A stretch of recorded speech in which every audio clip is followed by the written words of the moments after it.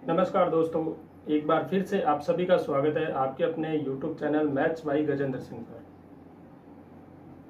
दोस्तों, अपनी पिछली क्लास जो थी उसमें अपन ने सारणिक जो टॉपिक था अपना वह अपन ने पढ़ा था। सारणिक के बाद अब जो है वो आगे पढ़ेंगे मैट्रिक्स। मैट्रिक्स और सारणिक है उनमें काफ़ी समानताएं हैं, इसलिए इन दोनों को क्या है एक साथ पढ़ा जाता है। ये दो अलग अलग टॉपिक है लेकिन ये दोनों आपस में जुड़े हुए हैं।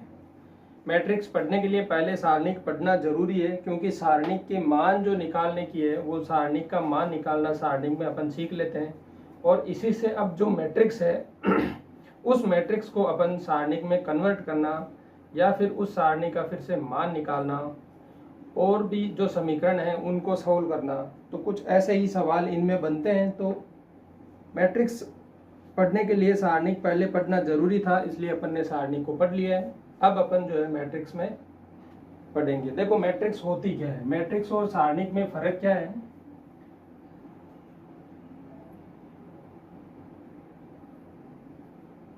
जो मैट्रिक्स टॉपिक है, सारणिक में अपन ने पढ़ा था कि सारणिक जो है वो हमेशा वर्गाकार होगी, लेकिन मैट्रिक्स में क्या होता है, मैट्रिक्स में है वो आयताकार होगी। पहली बात तो ये कि इसको प्रदर्शित करेंगे इस टाइप के कोष्ठक से।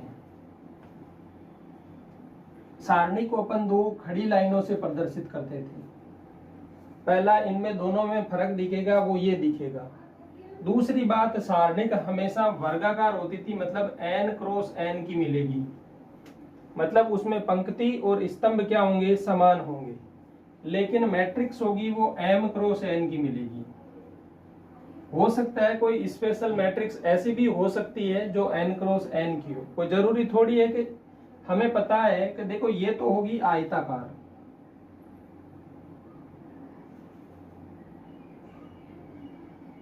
और ये होगी क्या, वर्गाकार। हमेशा सारणिक में है वो क्या मिलेगा आपको, सारणिक में कोटि जो आएगी या अपन कह सकते हैं पंक्ति और स्तंभ की जो संख्या है वो समान रहेगी, इसलिए यह वर्गाकार होगी।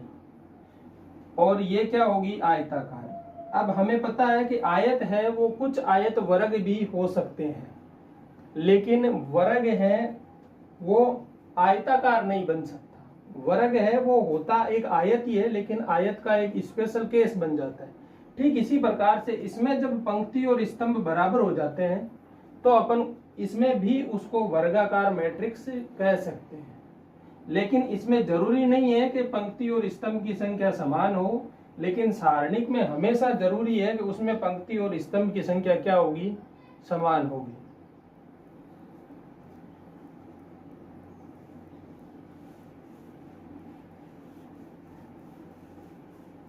जो इनमें अंतर है वो भी अपन साथ साथ में वहीं पर डिस्कस कर लेंगे, जिससे क्या है अपने को पता रहेगा। देखो अब इसे मैट्रिक्स है, इसको परिभाषा के रूप में कहें तो क्या कहेंगे कि कोष्ठकों में परिबद्ध संख्याओं या फलनों का आयताकार व्यवस्था। अपन ने वहां पे पढ़ा था कि संख्याओं की वर्गाकार व्यवस्था है वो सारणिक होती है, और संख्याओं की जो आयताकार व्यवस्था है वह क्या होगी, अपनी मैट्रिक्स होगी। कुछ मैट्रिक्स इस टाइप से हो सकती है, जैसे ये m क्रॉस n की बात करें अपन तो यहाँ हो सकता है a b c p q r x y z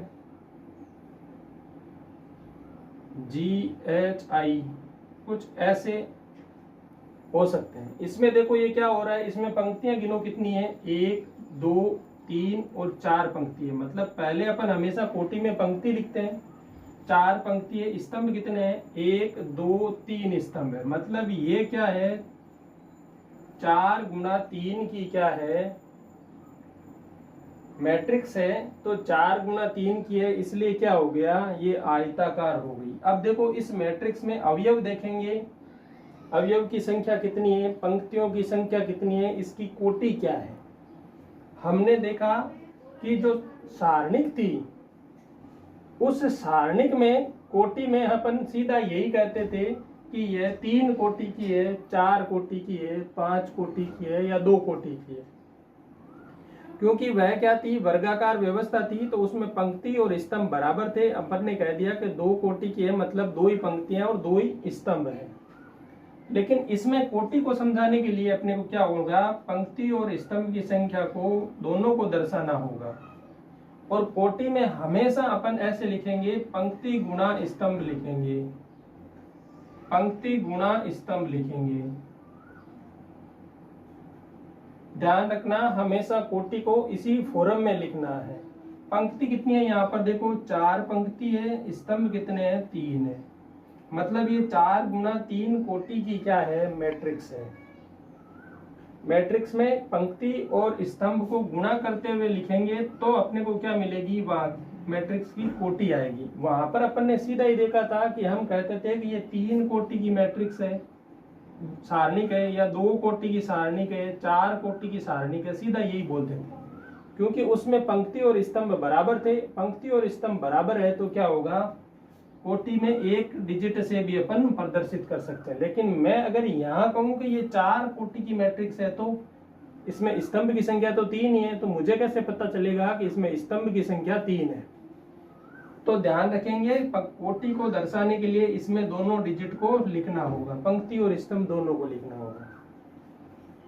दूसरी बात, अवयव के जो मान थे वो सेम ठीक उसी प्रकार से जैसे अपने सारणिक में थे, वही के वही मान है। जैसे इसमें अपन लिखेंगे तो ये होगा A11, A12, A13, A14, ऐसे करते हुए A1n भी होगा।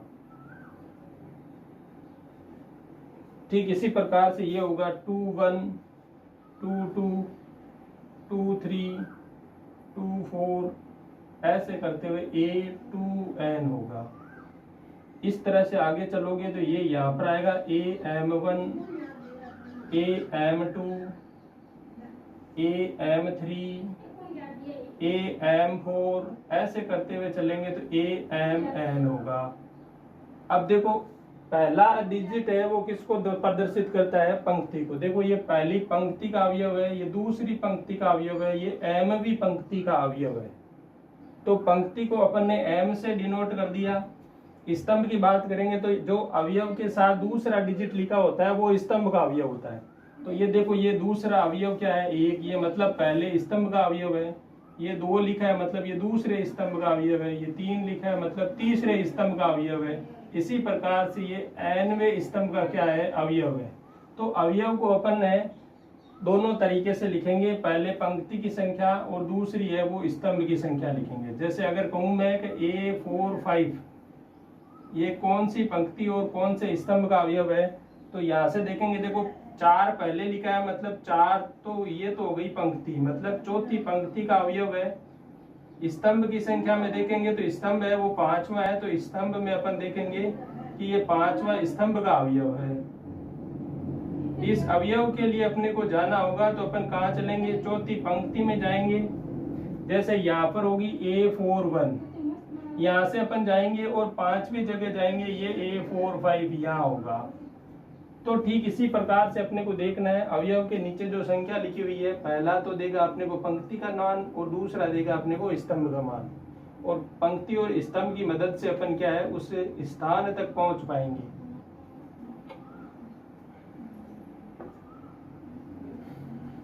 अब देखो मैट्रिक्स में कुछ और है, वो देखेंगे कि मैट्रिक्स समान कब होगी। 2 मैट्रिक्स समान होती है तो क्या क्या समान होगा उनमें। अब मैट्रिक्स में देखो, समान मैट्रिक्स होगी तो समान मैट्रिक्स में अवयव की संख्या भी समान होती है और अवयव के मान भी हमेशा क्या होते हैं, समान होते हैं। जैसे कहें कि एक 3 गुणा 4 कोटि की मैट्रिक्स है, तो दूसरी मैट्रिक्स समान होने के लिए उसकी कोटि, पहली बात तो ये कि कोटि 3 गुणा 4 की होनी चाहिए। जैसे समान मैट्रिक्स की बात करें तो उसमें क्या क्या होगा, एक तो मैट्रिक्स की कोटि समान होनी चाहिए, मैट्रिक्स की कोटि समान हो। दूसरी बात, मैट्रिक्स के अवयव समान हो, मैट्रिक्स के अवयव समान हो तो ही वह मैट्रिक्स क्या होगी, समान होगी। जैसे अगर मैं कहूँ कि कोई मैट्रिक्स है, ये हो गई 9 4 1 और 16।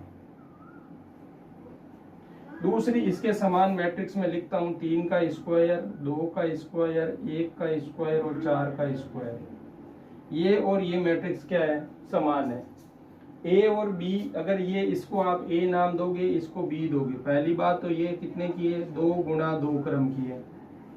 ऑर्डर क्या हो गया इसका, 2 गुणा 2। इसका ऑर्डर क्या है, इसमें भी 2 पंक्तियां 2 स्तंभ है तो 2 गुणा 2। मतलब पहली बात तो क्या हो रही है, संतुष्ट हो रही है। दूसरी बात ये कहती है कि अवयव समान होने चाहिए। तो देखो पहला अवयव इसका a11 क्या है, 9। यहाँ पर जाओ, देखो a11 क्या है, 3 की पावर 2, और 3 की पावर 2 क्या होती है, 9 ही होती है। ठीक इसी प्रकार से a12, अगर देखो ध्यान रखना a12 में ये आएगा, a21 में ये आएगा।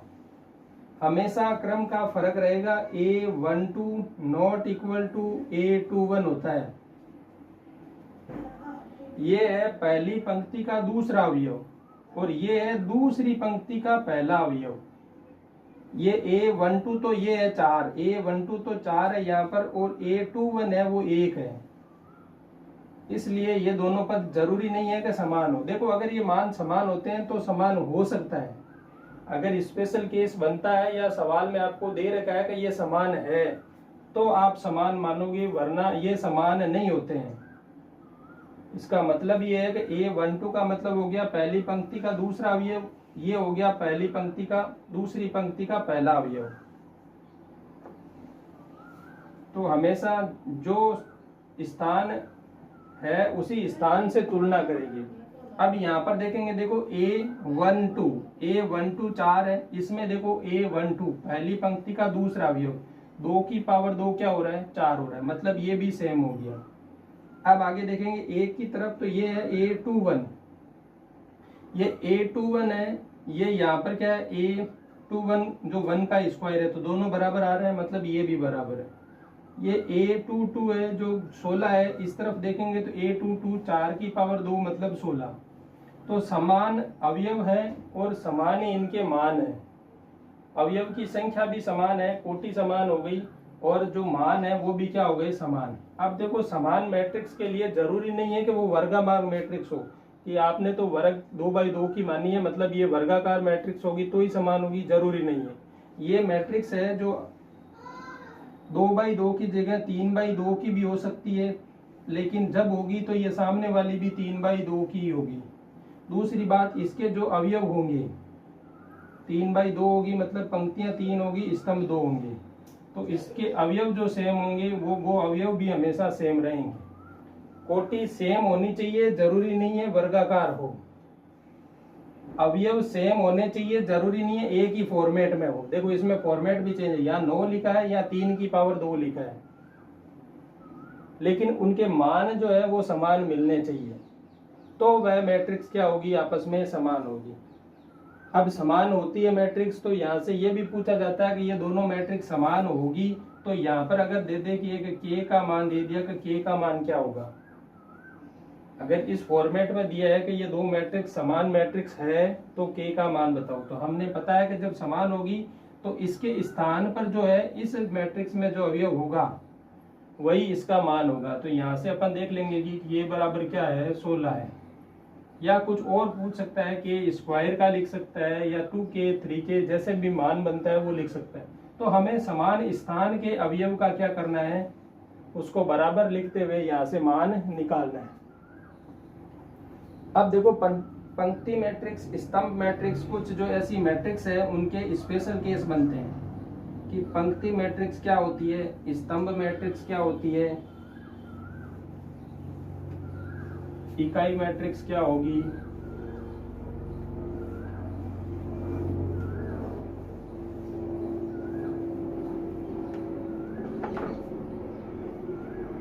पंक्ति मैट्रिक्स।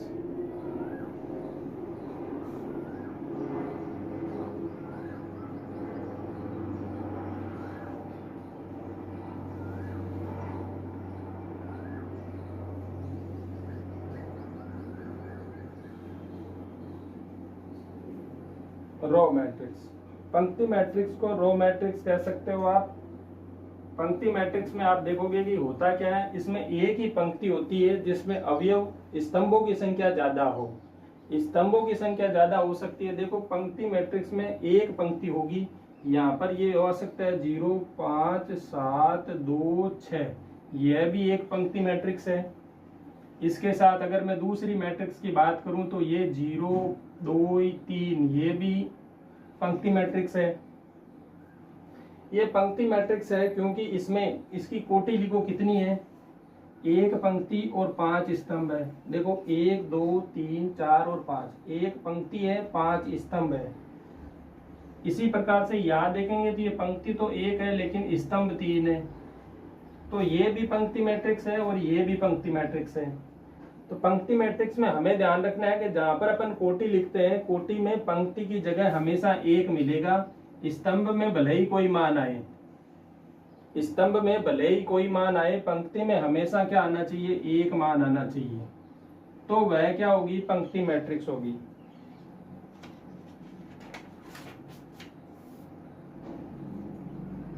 इसके बाद आती है स्तंभ मैट्रिक्स।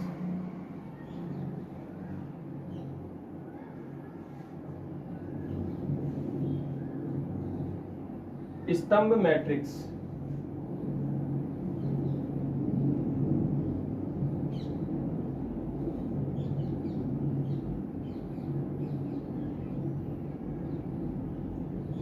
स्तंभ मैट्रिक्स में इसी प्रकार से होगा जैसे पंक्ति में था कि पंक्ति में एक ही पंक्ति मिल रही थी, इसी प्रकार से यहाँ पे जो मैट्रिक्स होगी उसमें एक स्तंभ होगा।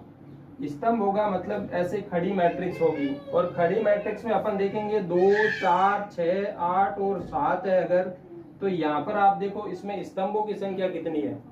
स्तंभों की संख्या के लिए हमेशा ऊपर वाले अवयव से अपन नीचे चलते हैं, अवयव से नीचे चलते हैं, जितनी बार नीचे जा सकते हो उतने अवयव होते हैं। और पंक्ति के लिए अवयव की संख्या से अपन आड़ी रेखा में चलते हैं, और आड़ी रेखा में चाहते हैं तो क्या मिलेगा, पंक्तियां मिलेगी। तो यहाँ देखेंगे, देखो पहली बात पंक्तियों की करेंगे तो ये वाली एक पंक्ति बन सकती है, ये वाली भी एक पंक्ति बन सकती है, ये भी एक पंक्ति बन सकती है, ये भी बन सकती है और ये भी बन सकती है। यहाँ से देखेंगे पंक्तियों की संख्या तो 5 मिली, लेकिन मुझे अगर स्तंभ की संख्या पूछी जाए तो मैं एक बार के लिए जाऊंगा तो यहाँ पर एक स्तंभ हो गया, अगली बार कोई डिजिट ही नहीं है, मैं नीचे जाऊंगा कहाँ, तो यहाँ से स्तंभ की संख्या क्या हो गई, 1 हो गई। स्तंभ की संख्या में हमेशा पंक्ति की संख्या कितनी भी हो लेकिन स्तंभ की संख्या है वो 1 रहेगी, तो वह मैट्रिक्स होगी वो स्तंभ मैट्रिक्स होगी। एक दूसरी मैट्रिक्स देख लेते हैं। इसमें देखो ए बी अगर सी दे रखा है तो यह भी एक स्तंभ मैट्रिक्स है जिसकी कोटि 3 गुना 1 है, ये हो गई स्तंभ मैट्रिक्स। इसके बाद आती है एकक मैट्रिक्स। एकक मैट्रिक्स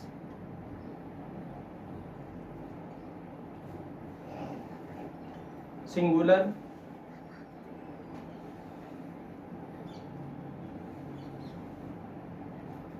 सिंक्रोन मैट्रिक्स, एमएटी,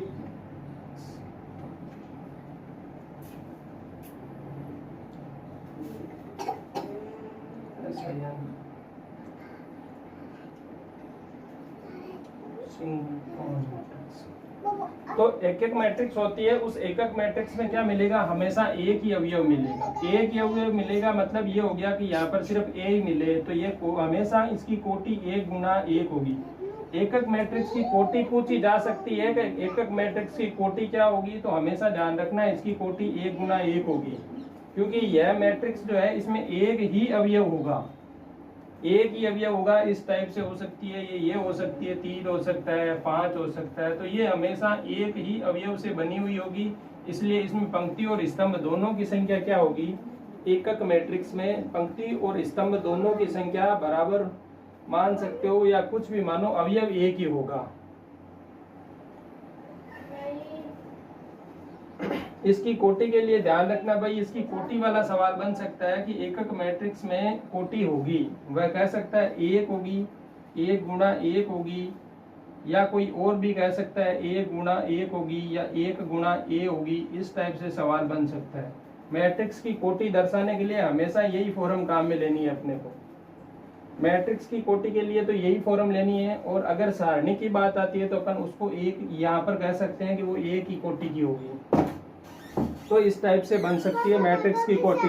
अब देखो आगे है वर्ग मैट्रिक्स। जो वर्ग मैट्रिक्स होगी स्क्वायर मैट्रिक्स, तो वर्ग मैट्रिक्स में हमें पंक्ति और स्तंभ क्या मिलेंगे, समान मिलेंगे। वर्ग मैट्रिक्स या स्क्वायर मैट्रिक्स,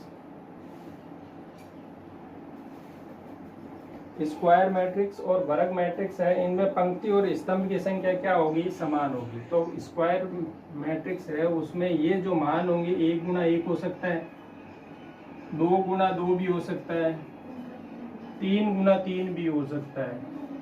मतलब इसमें पंक्ति और स्तंभ की संख्या है वो समान रहेगी, और ये समान रहेगी पंक्ति और स्तंभ की संख्या, तो उस मैट्रिक्स को अपन क्या कहेंगे, वर्ग मैट्रिक्स कहेंगे। देखो अपन ने देखा था कि 1 गुना 1 की मैट्रिक्स है वो क्या होती है, एकक मैट्रिक्स भी होती है, लेकिन इसमें पंक्ति और स्तंभ बराबर है तो ये क्या होगी, वर्ग मैट्रिक्स भी होगी।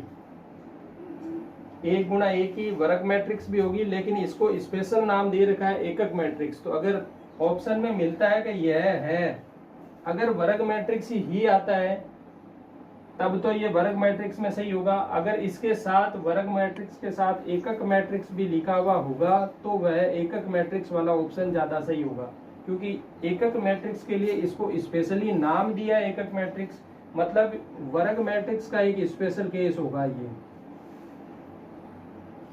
तो हमें एकक मैट्रिक्स में एकक मैट्रिक्स वाला टिक करना है ऑप्शन। अगर ऑप्शन में एकक नहीं है तो यह क्या होगी, वर्ग मैट्रिक्स होगी। अब देखो एक मैट्रिक्स का ट्रेस निकालना होता है। पहले इनकी जो है मैट्रिक्स की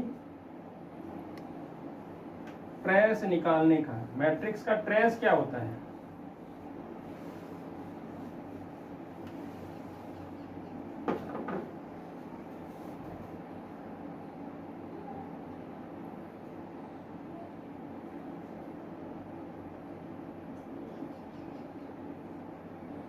ये होता है अगर एक ये मैट्रिक्स है,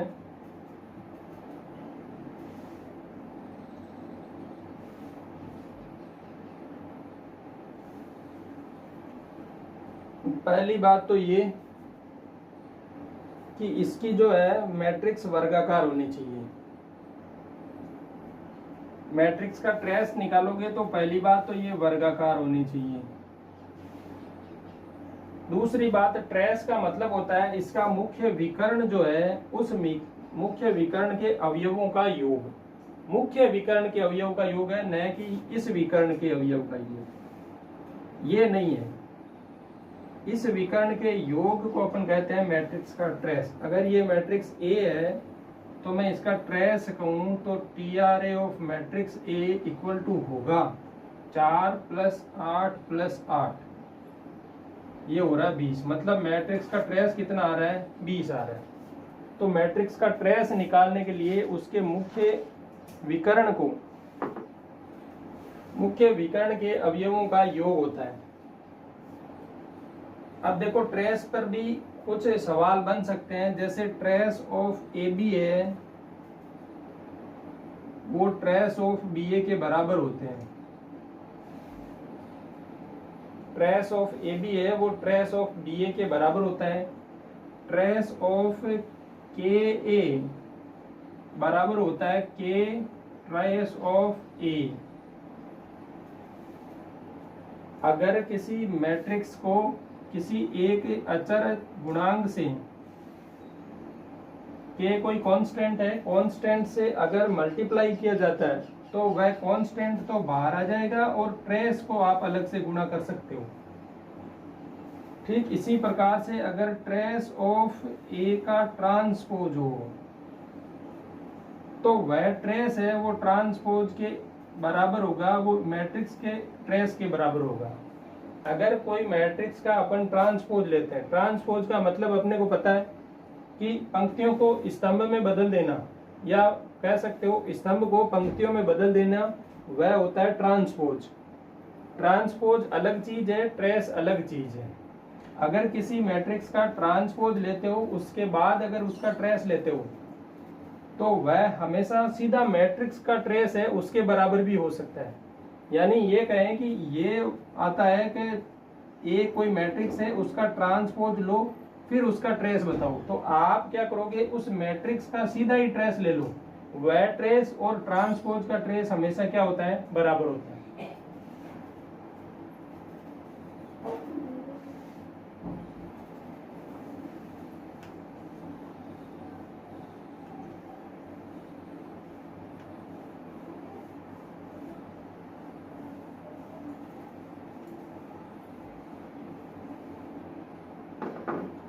अब देखो आती है विकर्ण मैट्रिक्स।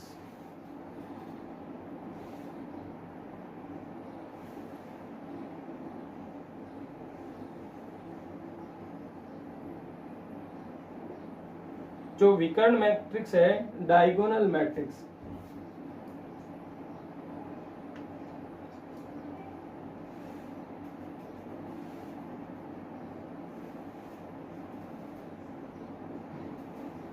विकर्ण मैट्रिक्स में क्या होता है, विकर्ण मैट्रिक्स में हमेशा जो है वो अवयव, विकर्ण के अवयव तो रहेंगे, बाकी सभी क्या होंगे, जीरो होंगे।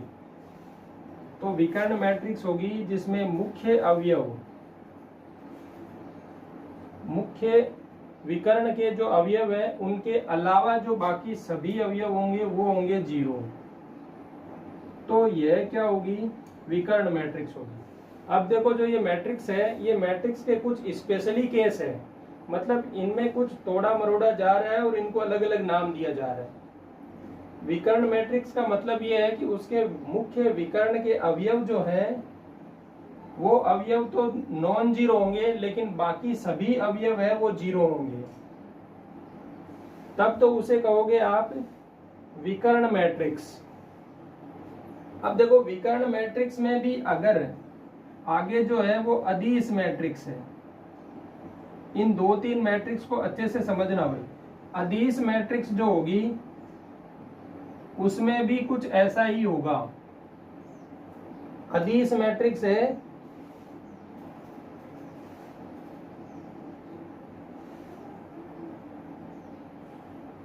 इसमें क्या होगा, इसमें भी यही है कि मुख्य विकर्ण के अवयव के अलावा बाकी सभी अवयव तो जीरो होंगे, लेकिन इसका भी एक यही सिस्टम है कि जो मुख्य विकर्ण होंगे उसके अवयव समान होंगे। देखो इसमें और इसमें कुछ फर्क है। इसमें मुख्य विकर्ण के अवयव ए बी सी है और बाकी सभी जीरो है। अगर अवयव अलग अलग है और बाकी सभी जीरो है, मुख्य विकर्ण के अलावा बाकी सभी अवयव जीरो है, तब तो वह होगी विकर्ण मैट्रिक्स, क्योंकि इसका विकर्ण है वो विकर्ण, विकर्ण में क्या आ रहा है, अवयव आ रहे हैं। ये तो हो गई विकर्ण मैट्रिक्स। अगर विकर्ण मैट्रिक्स में विकर्ण के जो सभी अवयव है वो समान आ गए, ए देखो ये तीनों समान आ गए। जब ये समान आ जाते हैं तो ये हो जाएगी अदिश मैट्रिक्स। और अब अदिश मैट्रिक्स का भी एक स्पेशल केस बनेगा, जो यूनिट मैट्रिक्स, इकाई मैट्रिक्स, जिसे आप यूनिट मैट्रिक्स, इसमें क्या होगा, मुख्य विकर्ण के जो अवयव है वो अब फिक्स हो गए। ये मुख्य विकर्ण के अवयव है वो एक एक एक ही होंगे। अब देखो ये ए बी ए है, इनको मैं 5 5 5 भी लिख सकता हूँ, 3 3 3 भी लिख सकता हूँ, 1 1 1 भी लिख सकता हूँ, 7 7 7 भी लिख सकता हूँ, -5 -5 -5 भी लिख सकता हूँ। लेकिन यहाँ पर मेरे हाथ बांध दिए हैं, इसने कहा कि इकाई मैट्रिक्स का मतलब हो गया विकर्ण के अवयव आपको फिक्स एक एक एक ही मानना है। तो देखो यहाँ से चलते हैं। पहली बात कि विकर्ण के अवयव के अलावा सभी जीरो, इनमें देखो तीनों में विकर्ण के अवयव के अलावा सभी जीरो हैं, ठीक है। इसके बाद देखना है कि विकर्ण मैट्रिक्स तो सिर्फ और सिर्फ एक ही चीज ध्यान में रखनी है कि उसके विकर्ण के अवयव देखने हैं और उसके अलावा बाकी सभी जीरो है क्या, तो विकर्ण मैट्रिक्स। अब अगर विकर्ण मैट्रिक्स है तो हमें देखना है कि विकर्ण के अवयव समान तो नहीं है कहीं। अगर विकर्ण मैट्रिक्स फिक्स हो गई, उसके बाद देखा कि उसके अवयव तो समान है तीनों, तो वह क्या होगी, अदिश मैट्रिक्स होगी। अब ऑप्शन राइट कौन सा करोगे, अदिश मैट्रिक्स का करोगे, क्योंकि विकर्ण मैट्रिक्स है। अदिश मैट्रिक्स हमेशा विकर्ण मैट्रिक्स होगी, इकाई मैट्रिक्स हमेशा अदिश मैट्रिक्स होगी और इकाई मैट्रिक्स हमेशा विकर्ण मैट्रिक्स भी होगी। तो स्पेशल केस बनाया है, मतलब उसको स्पेशल केस के हिसाब से ही अपने को सोल्व करना होगा।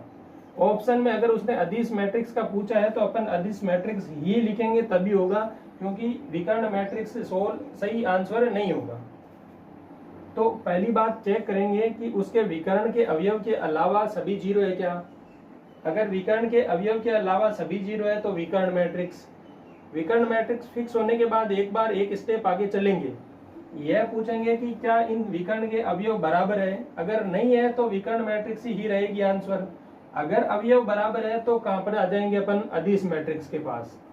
अदिश मैट्रिक्स के पास आए, विकर्ण के अवयव बराबर है। अब अगर अवयव बराबर है तब तक तो ठीक है, फिर आगे जाएंगे इकाई मैट्रिक्स के पास, देखेंगे क्या अवयव एक एक एक तो नहीं है। अगर अवयव एक एक एक है तो ऑप्शन इकाई मैट्रिक्स वाला सही होगा। अगर एक के अलावा कोई संख्या है तो ऑप्शन अदिश मैट्रिक्स वाला सही होगा। तो इन तीनों में यही चीज कॉमन है और यही चीज ज्यादा पूछी जाती है। जहां से सवाल गलत होने के चांस होते हैं, एग्जामिनर सवाल भी वहीं से उठाता है। यहाँ से हो सकता है वो आपको अदिश मैट्रिक्स से सवाल पूछना चाहेगा, तो वह विकर्ण मैट्रिक्स तो रहेगी हमेशा, लेकिन हो सकता है वहां पर वो क्या दे दे, ए का मान -3 दे दिया।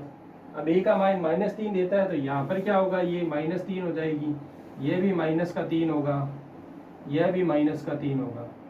तो यह क्या होगी, स्पेशली है कि इसमें अगर अदिश मैट्रिक्स ऑप्शन में है तो अदिश मैट्रिक्स ही सही होगा। अगर कोई कहता है कि ये विकर्ण मैट्रिक्स है और विकर्ण मैट्रिक्स वाला ऑप्शन सही होगा तो वो गलत हो जाएगा, क्योंकि स्पेशल केस बता दिया है तब तो स्पेशल केस से ही आंसर देना है आपको।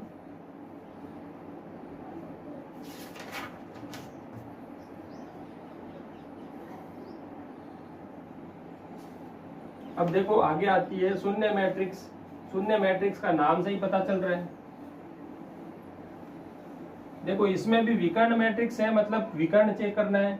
एक अदिश मैट्रिक्स में थोड़ा सा आपको ध्यान रखना होगा कि उसके अवयव बराबर होने चाहिए, और इकाई मैट्रिक्स का भी नाम से पता चल रहा है कि विकर्ण के अवयव है वो एक एक एक होने चाहिए। अब शून्य मैट्रिक्स है तो शून्य मैट्रिक्स का ही नाम से पता चल रहा है कि सभी अवयव क्या होंगे, शून्य होंगे। शून्य मैट्रिक्स या इसे कह सकते हो जीरो मैट्रिक्स। होता क्या है कि इसके चाहे कितनी कोटि की हो, अवयव हमेशा सभी अवयव जीरो होंगे। तो यह एक क्या है, शून्य मैट्रिक्स होगी। यह 2 की हो गई, 3 कोटि की ले लो, 4 कोटि की ले लो, कितनी भी ले लो, ये क्या है, शून्य मैट्रिक्स।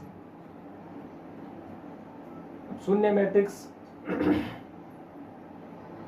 हमें जो आगे जैसे ही सवाल में दे रखा है उसी टाइप से उसी कोटि की है वो शून्य मैट्रिक्स माननी है। जैसे कोई इक्वेशन दे रखी होगी a² x plus 6a plus 5i equal to 0, तो ये जो जीरो है, ये जीरो हमेशा क्या है, ये शून्य कोटि की मैट्रिक्स ही है। तो यहाँ पर अगर ये a का मान 3/2 है तो जीरो को अपन 3/2 ही समझेंगे और फिर इसको सवाल को सोल्व करेंगे। तो ये है जो समान कोटि की शून्य मैट्रिक्स ही माननी है। कोटि आप जितनी चाहो मान सकते हो, शून्य कोटि में आवश्यकता अनुसार मान सकते हो। अब आती है ऊपरी त्रिभुजाकार मैट्रिक्स और निचली त्रिभुजाकार मैट्रिक्स। ऊपरी त्रिभुजाकार मैट्रिक्स होगी, उसमें मुख्य अवयव, मुख्य विकर्ण है, उसके ऊपर के अवयव होंगे ऊपरी त्रिभुजाकार मैट्रिक्स।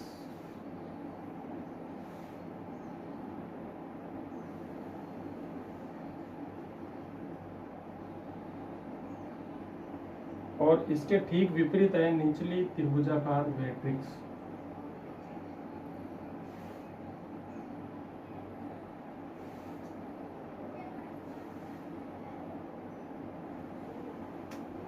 ऊपरी त्रिभुजाकार मैट्रिक्स अपर ट्रायंगुलर मैट्रिक्स और ये लोअर ट्रायंगुलर मैट्रिक्स। ऊपरी त्रिभुजाकार मैट्रिक्स में देखो इस टाइप की मैट्रिक्स होगी, उसके मुख्य विकर्ण जो है उसके ऊपर के अवयव हमेशा क्या होंगे, कुछ ना कुछ होंगे। जैसे मैं कहूं मुख्य विकर्ण मैंने मान लिया 1 2 3। अब इस मुख्य विकर्ण के ऊपर के जो अवयव है वो कुछ भी हो लेकिन जीरो नहीं होंगे, -1 6 7 हो गए। लेकिन जो नीचे के अवयव है वो हमेशा जीरो होंगे। तब तो ये क्या होगी, ऊपरी मैट्रिक्स। अगर नीचे के मुख्य विकर्ण के नीचे के अवयव अगर एक भी ये हो जाता कि यहाँ पर जीरो की जगह 2 हो जाए तो यह अब ऊपरी त्रिभुजाकार मैट्रिक्स नहीं होगी, यहाँ पर क्या होगा, 0 ही होगा। तो यह स्पेशल केस बनेगा ऊपरी त्रिभुजाकार मैट्रिक्स का। अब कोई बताएगा मुझे ये कि इसकी कोटि है वो किस फॉर्म में हो सकती है, या ये आयताकार होगी या वर्गाकार मैट्रिक्स होगी। ऊपरी त्रिभुजाकार मैट्रिक्स है वो आयताकार होगी या वर्गाकार होगी। तो देखो मुख्य विकर्ण की जब बात हुई है तो मुख्य विकर्ण में आयताकार तो आप नहीं ले सकते, क्योंकि अगर यहाँ पर लेते हो 0 0 3, तो अब बताओ मुख्य विकर्ण किसको बनाओगे, 2 2 इस 3 को लोगे या 1 2 0 3 को लोगे। तो यह हमेशा क्या होगी, वर्गाकार होगी। निचली त्रिभुजाकार मैट्रिक्स है, इसमें क्या होगा, नीचे के अवयव तो कुछ होंगे। विकर्ण के लिए मैं मान लेता हूं 5 8 2। अब जो ऊपर के अवयव होंगे वो तो होंगे 0 0 0, और जो नीचे के मुख्य विकर्ण के नीचे के अवयव है वो कुछ भी हो सकते हैं। तो ये हो जाएगी निचली त्रिभुजाकार मैट्रिक्स, ऊपरी त्रिभुजाकार मैट्रिक्स और निचली त्रिभुजाकार मैट्रिक्स।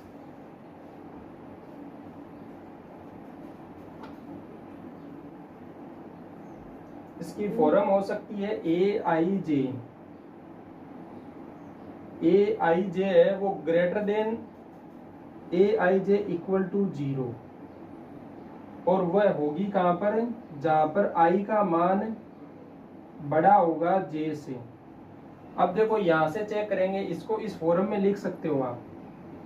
कैसे लिख सकते हो, मैं कहूं कि A 3 4, अगर कोई मैट्रिक्स है A 3 4, अब A 3 4 का मतलब तीसरी पंक्ति उसका चौथा अवयव, तीसरी पंक्ति और उसका क्या, चौथा अवयव। तो वह क्या होगा, यहां पर ये देखो सिचुएशन सेट हो रही है, क्या I बड़ा है क्या J से, I का मान 3 है और J का मान क्या है, 4 है। तो ये तो गलत हो रहा है, I बड़ा नहीं है J से, तो ये क्या होगा, नॉट इक्वल टू 0 होगा। लेकिन अगर A 3 4 की जगह A 4 3 की मैं बात करूं तो वह 0 होगा। A चौथी पंक्ति का तीसरा अवयव, ये देखो चौथी पंक्ति जब ये होगी तो इसमें 4/4 की मैट्रिक्स होगी, यहाँ पर कुछ होगा 6 2 3 5, लेकिन ये जो अवयव आएगा ये 0 0 0 ही होंगे। अब देखो ये 4 चौथी पंक्ति का तीसरा अवयव, पहली दूसरी तीसरी चौथी पंक्ति, ये चौथी पंक्ति इसका तीसरा अवयव, पहला दूसरा तीसरा अवयव 0 ही आएगा। देखो ये 0 होगा, और इसमें इसका उल्टा होगा AIJ, जो 0 कब होगा, जब जहां पर I का मान छोटा होगा J से, I का मान छोटा होगा J से, तो वह 0 होगा। जैसे यहाँ पर देखो, ये अगर कहूँ मैं I का मान छोटा लिखो, कोई भी एक लिखो, यहाँ पर 1 लिख देता हूँ तो J इससे बड़ा क्या है, 2। A12 क्या है, A12 ये रहा, ये 0 आएगा, तो ये 0। तो इसका ये फॉर्मेट है, वो भी पूछा जा सकता है ऑप्शन में कि निचली त्रिभुजाकार मैट्रिक्स है निम्न में से, ये AIJ बराबर 0 जहाँ I ग्रेटर देन J हो सकता है, AIJ बराबर 0 जहाँ I लेस देन J हो सकता है, या कुछ और भी ऑप्शन बना सकता है। वो कह सकता है AIJ greater than equal to 0, या फिर वो ग्रेटर देन का ही सिर्फ साइन लगा सकता है इनमें। तो हमेशा ध्यान रखना ये बराबर 0 वाला ही सही होगा। अगर वो यहाँ पर ये कह दे कि ये ग्रेटर देन 0 है तो ये गलत हो जाएगा, और अगर वो कहता है ग्रेटर देन इक्वल टू 0 है तो भी ये गलत है, क्योंकि सिर्फ और सिर्फ 0 आएगा, greater than equal to less than equal to कोई नहीं होगा, सिर्फ 0 होगा। मतलब हमेशा ये क्या होगा, AIJ बराबर 0 होगा, जहां पर I का मान है वो J से बड़ा होगा, तो ऊपरी त्रिभुजाकार मैट्रिक्स होगी। AIJ बराबर 0 होगा जहां I का मान छोटा होगा, तो ये निचली त्रिभुजाकार मैट्रिक्स होगी। अब मैट्रिक्स का परिवर्त मैट्रिक्स अगर निकालते हैं, ट्रांसपोज मैट्रिक्स जिसे AT या A' से अपन निर्धारित करते हैं, AT या A', इसका मैंने बताया ट्रांसपोज निकालना है तो क्या करना होगा, परिवर्त मैट्रिक्स के लिए उसके स्तंभ को तो पंक्तियों में बदलना है, और पंक्तियों को क्या करना है, स्तंभ में बदल देना है। पंक्तियों को स्तंभ में बदलना है और स्तंभ को पंक्तियों में बदलना है। इन दोनों को आपस में बदल दोगे तो क्या होगा, उसका ट्रांसपोज मिल जाएगा। इसमें परिवर्त मैट्रिक्स में है, उसमें देखो कुछ एक उसी प्रकार से जो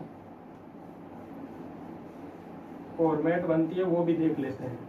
जैसे ट्रेस में अपन ने देखा था, उसी प्रकार से ट्रांसपोज में भी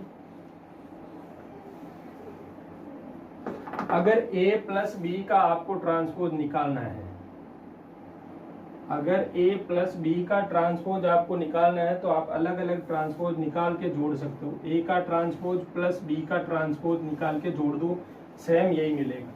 पहले A प्लस बी को जोड़ोगे, फिर ट्रांसपोज निकालो, या अलग अलग ट्रांसपोज निकालो फिर जोड़ दो, सेम रहेगा। या A माइनस बी का ट्रांसपोज निकालना है तो भी वही है, अलग अलग ट्रांसपोज निकाल के घटा दो। लेकिन A B के गुणा का ट्रांसपोज निकालना है तो हमेशा ध्यान रखना, पहले B का ट्रांसपोज आएगा फिर A का ट्रांसपोज आएगा। इसी प्रकार से ये A है तो यहाँ A B A1 A2 A3 ऐसे करते हुए AN सभी गुणा में है, फिर इनका ट्रांसपोज है। हमेशा पीछे से चलते हुए आना है, यहाँ से होगा AN का ट्रांसपोज, AN माइनस 1 का ट्रांसपोज, ऐसे चलते हुए A3 का ट्रांसपोज, A2 का ट्रांसपोज, A1 का ट्रांसपोज, और एक होता है A ट्रांसपोज का फिर से ट्रांसपोज लोगे तो हमेशा A मिलेगा। ये ट्रांसपोज में कुछ है परिवर्त मैट्रिक्स निकालने के लिए। A प्लस बी का ट्रांसपोज निकालते हो तो अलग अलग निकाल के ट्रांसपोज फिर जोड़ सकते हो। दोनों को घटा के ट्रांसपोज निकालना है तो ट्रांसपोज निकाल के भी घटा सकते हो। हमें पता है A B का गुणा करोगे, हमेशा यह भी अपने को पता है A B बराबर B A होता नहीं है, लेकिन A B अगर समान हो और ये अगर पॉसिबल होता है तो हमेशा A B बराबर B A होता है। तो इनका जो ट्रांसपोज निकालने का तरीका है वो यही रहेगा, गुणा में पहले ये क्या होगी, B का ट्रांसपोज निकलेगा, फिर A का ट्रांसपोज निकल के फिर इनको क्या करना है, गुणा करना है। क्रम का बहुत बड़ा महत्व है मैट्रिक्स में। B का ट्रांसपोज पहले लिखेंगे, A का ट्रांसपोज बाद में लिखेंगे। अगर यही n पद हो ऐसे गुणा में तो n पद होंगे तो सबसे लास्ट वाले को पहले लिखेंगे, फिर आगे चलते हुए लिखेंगे। जैसे यहाँ ABC अगर होता तो मैं यहाँ से पहले C का ट्रांसपोज लिखता, फिर B का ट्रांसपोज, फिर A का ट्रांसपोज। तो यह फॉर्मेट अपन ने यहाँ पर ले लिया, A1 A2 A3 करते हुए n पदों तक ले लिए। अगर n पदों तक है तो पहले nवें पद का ट्रांसपोज लेंगे, फिर उसका गुणा उससे एक पहले वाले पद से करेंगे ट्रांसपोज लेंगे। तो इस क्लास में इतना ही। आगे की जो क्लास होगी उसमें अपन पढ़ेंगे सममित मैट्रिक्स, विषम सममित मैट्रिक्स और उनसे संबंधित कुछ सवाल बनेंगे। वो अभी अपनी मैट्रिक्स की थ्योरी चल रही है, उसके बाद अपन जो है आगे सवाल भी डिस्कस करेंगे।